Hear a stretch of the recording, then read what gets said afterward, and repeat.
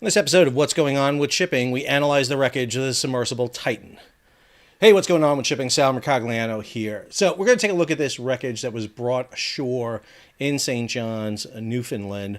A lot of images, pictures that came ashore from it, and a lot of questions about what that wreckage tells us right off the bat. Now, we're not going to know definitively what happened to the submersible until the NTSB, the U.S. Coast Guard, the Canadian Transportation Safety Board, and a whole myriad of other agencies finish their analysis. You could expect this to last a year at least till we know for sure what exactly was the fault or suspected fault of it. But I do think from looking at the wreckage that was brought ashore here the past day, we can eliminate some choices and also focus in on some other areas. So before we do that, if you're new to the channel, hey, take a moment, subscribe to the channel, hit the bell so you'll be alerted about new videos as they come out. All right, let's go ahead and jump into this. So this is an image of the submersible Titan. I want to take a minute and go over this a minute because a lot of people look at this submersible and don't quite understand the submersible. So when you look at this submersible, a couple of things. Number one, so here is the bow. The porthole window here is in the front, the very front of the submersible. What you don't see is there's an outer shell of this submersible. So all this white is the outer shell. This is not the pressure vessel. Where the people are beneath this piece right here, but they're under that carbon fiber tube. The way the Titan submersible actually looks, you have this dome here, and this is titanium. There's a band here that connects the titanium dome to the carbon fiber hull.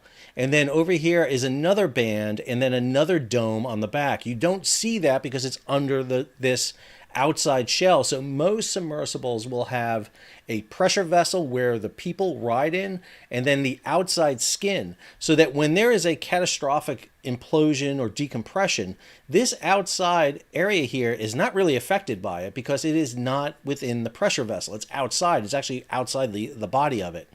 So when you start looking at the debris, it's going to make a little bit more sense. Let's talk about this for a little bit here too. These kind of cone things you see here, those are the thrusters. These are the fans that move the submersible around. You'll have thrusters on each side and then going forward and aft. You have this outside landing frame, which we're going to highlight here quite a bit here in a minute. Up above here, you'll see the wiring that's running on the outside of the submersible. This is wiring that's going to the thrusters, to the lights, to cameras, to all that. And then back here, this is the rear kind of maintenance bay, not maintenance bay, but the rear operating bay. This is where all the electronics would be. This is outside the pressure vessel. So in here are going to be all the electronics you want. This is the antenna right here that is used for communication. And in here will be all your other electronics, the batteries, everything else you need. Now, there should be a couple of weak points on any submersible. The first one here is the porthole window, which we're going to talk about. This is the window. Now, the window is not a straight round window. It's small in the interior. It's big on the outside because the way it's shaped is like it's almost like a pyramid, and that pyramid is pushing in. You want the pressure pushing against the window, and that's meant to push it in, but it is secure in there.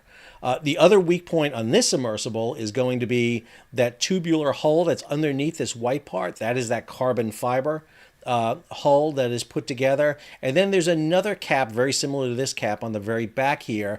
And it's on that cap, I'm going to assume, is where the wiring comes into it. That's the other weak point usually on a submersible. You got to bring wiring in so that you can power, the computers, the lights, and everything else like that is coming in. And that's through a sealed area that is pressurized for it. So most of what you see here is not pressure vessel at all. The only part of the pressure vessel you see is really this porthole window. And I'm going to keep this image up here in the upper left part of the screen so that we can reference back to it. All right, so these are pictures that were done by CBC, BBC. I pulled them off a variety of sites here, and I want to kind of reference them here for you. So one of the ones obviously you see is this one. This is the bow. This is that area of the porthole window that you see. Now you see that red strap going through there. I'm really interested about this because the porthole window is missing. It is not there. Now, did that get blown out during the implosion? When the Titan would have imploded, and there's several videos out on this. I really don't want to show you a video of an implosion because it's really gruesome. And to tell you the truth, a lot of them are wrong because they'll show the outer part of this crumpling, and it's not correct. But There is a question about when if it's the carbon fiber hull crunched and basically restricted down, would it have pushed out, shot out the window that was in there, or did they remove it? That's a question I have right off the bat. Because they're putting this strap right here through the window like this, I'm wondering whether or not the window was initially placed or not. Again, I can't make a determination just based on that picture, but it makes me think about that. And this is exactly the area where you see it there, right there on the bow. That's where you see them basically having that porthole window at. All right, the next part here. So the next part here, you'll see a lot of wreckage coming off that looks pretty good, actually. It looks like it seems to be in a good deal of, it seems to be almost perfectly good. Like this section here. I mean, you can see wiring, you can see all the mechanics on it. This is outside the pressure vessel. This is not where the people are inside. It is not in the air bubble that is a submersible submarine. And this section specifically is the rear equipment bay. You can see right here that antenna. That antenna right there, that's the antenna that's sticking up here on the picture above me. Oh, on the picture above me, right about here, just to the left of rear cover, that is that antenna. That's where communication is maintained. And understand, this submersible was maintaining communication through a very low frequency radio that was going back. It was allowed them to communicate with each other through text, but it also sent a position to each other.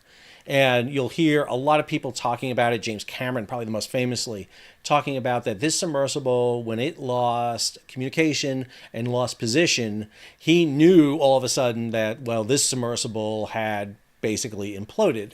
I would argue, yeah, that's definitely one of the things, and we know that's what happened. However, if that antenna gets hit, if something gets damaged to it, if it breaks loose, or who knows what, you can lose communication. And we know that this submersible had lost communication before. So again, I think there's a lot of issues here that people are jumping to the gun to, that it's very easy after the fact to sit there and say, well, this was going to be an implosion, which we do know now. Some more of this equipment coming off. Again, this is some of that outer shell we see coming off. So you see a lot of this plating coming off. And again, it's going to look in pretty good shape, because when the submersible imploded, it doesn't push against the outer hull there. It's going to go in. And so what happens is these pieces are basically going to fall off. And this is what you see with this equipment coming on board. And you can see the remnants of that. One of the things that I didn't see, and you wouldn't see it, is obviously the tubular inner hull, that carbon fiber tubular inner hull. In an earlier video, I talked about the idea that it could be crunched together and kind of like metal, like a metal pipe would be crunched together. Well, talked to a lot of people and talked to a lot of scientists and a lot of different people, and that's not the way carbon fiber is going to react. It's going to shatter. It's going to come in and just dissolve into pieces. And so one of the things I'll be really interested, because you would not see this coming off the vessel, is those shards, those pieces coming off. So I'm wondering if they gathered some of those pieces together. So this piece coming off is another interesting one. This is the ring that joins together the two titanium caps at the end to the carbon fiber mid-body. You can see right here the titanium end rings. So you see each of them at each side. This is what joins together the caps, and then you have to glue this end ring onto the carbon fiber mid-body, and hopefully they obtain both end rings. There's two of them. And not exactly sure, because there's a lot of pictures here, and I didn't catch whether or not they lifted one or two of these. I think they got both of them off, because I know they got the other cap off. So they should have both of these off. These are going to be really, really important, because this is the end ring that connects to the carbon fiber hull. So really looking at that to see what's left on there. You know, is the entire carbon fiber hull still glued there, or did it separate and come apart, and was it a failure of the glue, or did the implosion happen at another point? So this is going to be really important to take a look at. And then this is the one that caught me the most. I'm not going to lie. This is the one that jumped out at me. These are the landing frames coming in. And if you look at some of those video implosion videos, one of the things that I would think would happen in an implosion is that the center section would give way and the two titanium cap ends along with the rings would fold into each other. They would kind of crash into each other. And that would basically pull and bend the landing frames. You don't see that here in the landing frames. Those landing frames look pretty straight to me, which kind of tells me that, okay, either there was an internal implosion that didn't grab those outer elements and pull them in, or they shed it. One of the things they could have done in an effort to surface is drop this landing frame. So I'm really wondering if this landing frame was dropped, because they look pretty good condition to be in. I don't see too much damage to them. And so again, one of the things you do in an investigation like this is you start ruling out possibilities. You start really kind of getting rid of things. And so one of the things we don't have here is, where was this material found on the ocean floor? Was it found close together? If it was found close together, that'd be an indication that the implosion happened at or near bottom. If they were found over a large distance, then we know it happened at a higher altitude than the bottom. We know they lost communication about an hour and a half, hour 45 minutes into the dive. It takes about 2 to 2.5 hours to get to the surface. And, things like, okay, where was the landing frame? Was the landing frame somewhere else than where the debris was? Did they drop it?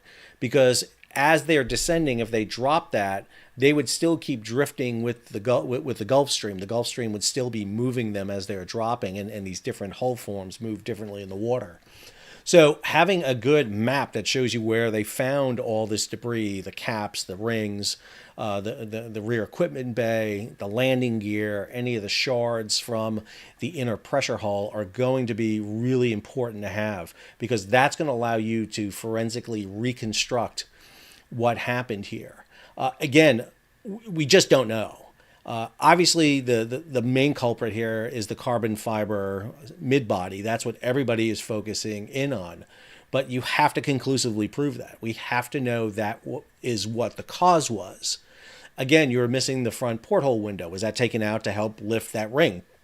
Conceivably, yeah. I mean, that's easily could have been done. Was there a leakage from where the power and cables came into the submersible? Was there some other thing that caused it to happen? Did they lose power, unable to control their descent and crash into something, thereby causing the implosion? I mean, again, there are multiple issues here that we just don't know yet.